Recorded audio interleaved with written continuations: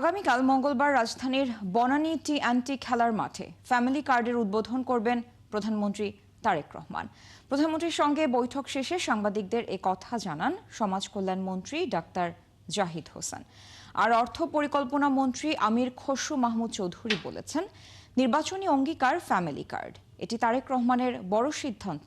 সবার বাড়িতে যেতে হবে এ সুবিধা।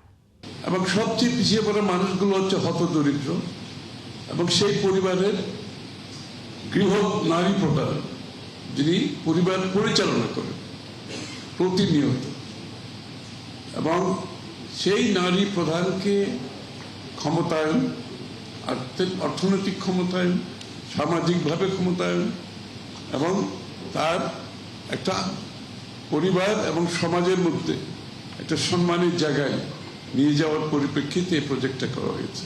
ফ্যামিলি কার্ডের বিষয়ে দেশব্যাপী নির্ধারিত 14টি উপজেলা অথবা অঞ্চলে এই কার্যক্রম পাইলটিং পরীক্ষামূলকভাবে শুরু হয়েছে।